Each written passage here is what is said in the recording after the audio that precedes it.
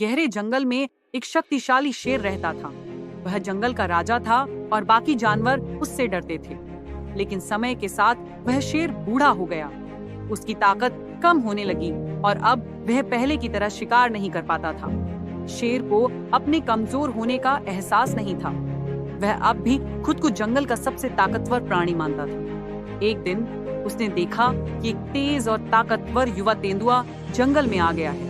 वह तेजी से दौड़ता और बिना मुश्किल शिकार कर लेता। यह देखकर शेर को जलन हुई। शेर ने सोचा, मैं अब भी राजा हूँ, मुझे इस तेंदुए को सबक सिखाना होगा।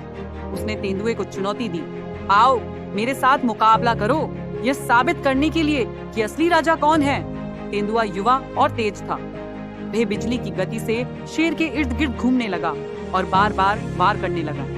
बूढ़ा शेर धीरे धीरे थकने लगा। कुछ ही देर में वह जमीन पर गिर पड़ा, हांफने लगा।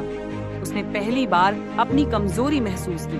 तेंदुए ने शेर की हालत देखकर कहा, राजा बनने के लिए ताकत ही नहीं बल्कि बुद्धिमानी भी चाहिए। वक्त के साथ हर कोई बदलता है। असली ताकत यह है कि हम समय को स्वीकार करें और उसके अनुसार अपने रास्ते चुनें। बुद्धिमानी की सीख शेर को पहली बार एहसास हुआ कि असली ताकत शरीर में नहीं बल्कि दिमाग में होती है। उसने अपनी हार स्वीकार कर ली और तेंदुए से कहा, तुम सही कहते हो, अब मैं अपनी नई भूमिका निभाऊंगा, जंगल के बुजुर्ग के रूप में जो अनुभव से दूसरों को सिखाएगा। इसके बाद शेर ने अपने ज्ञान से अन्य युवा शेरों और जानवरों को सिखाना शुरू किया कि कैसे सही समय पर सही निर्णय लेना चाहिए। कहानी से सीख: 1.